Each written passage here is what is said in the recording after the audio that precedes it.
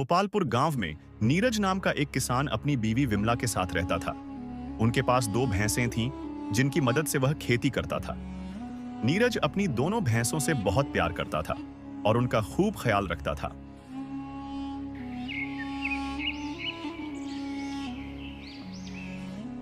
विमला, जरा सुनती हो?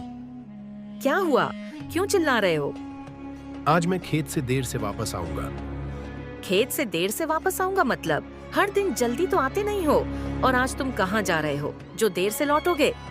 आज खेत की जुताई करनी है और उसमें बीज भी बोने हैं। साथ ही दोनों भैंसों को नदी किनारे नहलाने के लिए भी ले जाऊंगा। लेकिन पिछले हफ्ते ही तो उन्हें नहला कर लाए थे। हमारे भैंसे बेचारों को दिन भर धूप में मेहनत करनी पड़ती है। उन्हीं की वजह से हमें 2 वक्त की रोटी नसीब हो रही है। इसलिए जब उन्हें नहलाने नदी ले जाता हूँ तो वे बहुत खुश होते हैं। तुम्हें तो बस अपने भैंसों के साथ समय बिताने का बहाना चाहिए। ठीक है, जाओ, मगर ध्यान से जाना और समय पर लौटना।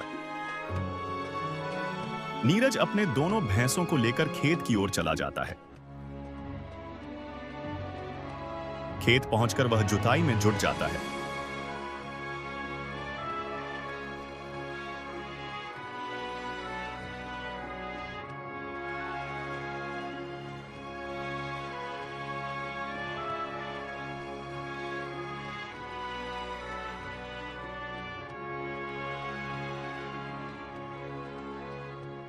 कुछ समय बाद जुताई पूरी हो जाती है। अरे वाह, आज तो समय रहते ही जुताई खत्म कर ली। सच में मेरे भैंसों की बात ही कुछ और है। चलो, अब तुम दोनों को नदी किनारे नहलाता हूं। नीरज अपनी भैंसों को लेकर नदी किनारे पहुंचता है और उन्हें अच्छे से नहलाता है। नीरज अपने भैंसों से जितना प्यार करता है, भैंसें भी उससे उतना ही स्नेह करती हैं। कुछ दिनों बाद बिमला, ओ विमला, क्या हुआ? आज कहाँ जा रहे हो?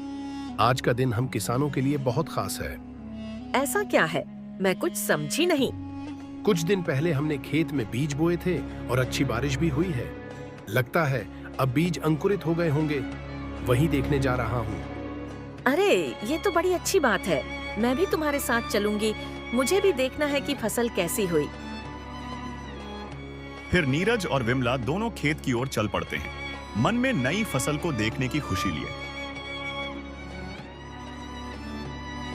मेरे खेत की फसल इस बार हरी भरी और काफी अच्छी हो गई है। देखो कितनी सुंदर हरियाली है।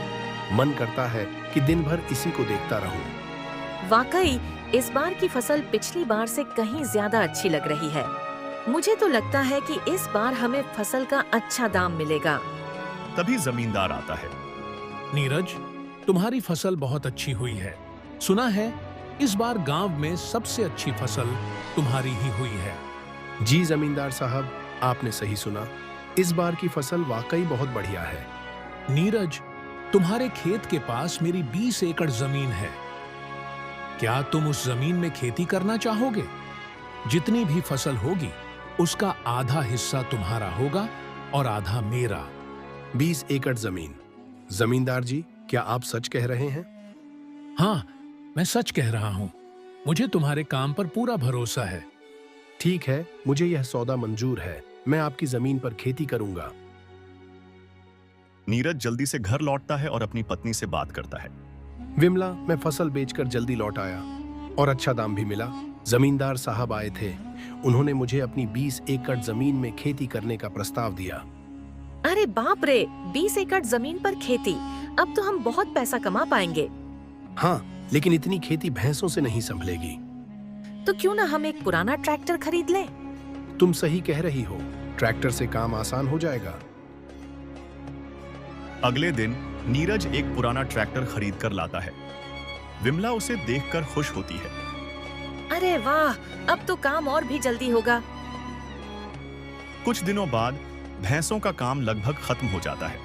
नीरज और उसकी पत्नी के बीच बात होती है। सुनो, जब से ट्रैक्टर आया है भैंसों का कोई काम नहीं बचा है। क्यों ना हम इन्हें घर से भगा दें? तुम ऐसा सोच भी कैसे सकती हो? तुम भूल गई हो, आज हमारे पास जो भी है इन्हीं भैंसों की मेहनत की वजह से है। नीरज अपनी पत्नी को समझाता है, लेकिन भैंसों के प्रति उसका लगाव धीरे धीरे कम होता जा रहा है। अगले दिन नीरज खेत में काम खत्म करके घर लौटता है, पर भैंसों के लिए घास लाना भूल जाता है। आज मैं जल्दी लौट आया, इसलिए भैंसों के लिए घास लाना भूल गया। विमला, मैं सोच रहा था कि अब भैंसों का कोई काम नहीं है। मैं इन्हें फालतू में ही पाल रहा हूँ, अब इनकी जरूरत नहीं है। आखिरकार नीरज अपने दोनों भैंसों को घर से भगा देता है। नीरज अपने मन में, अब इनका कोई मतलब नहीं है, बेहतर होगा कि इन्हें जाने दूं। तो दोस्तों, इस कहानी से यह सीखने को मिलता है कि सुविधा मिलने पर पुराने साथियों और उनके योगदान को भूलना नहीं चाहिए। कठिन समय में जिनका सहयोग हमें सफलता तक पहुंचाता है, उन्हें छोड़ना अनुचित है। नई तकनीक और साधन जरूरी हैं, लेकिन पुरानी मेहनत और वफादारी का सम्मान हमेशा बना रहना चाहिए।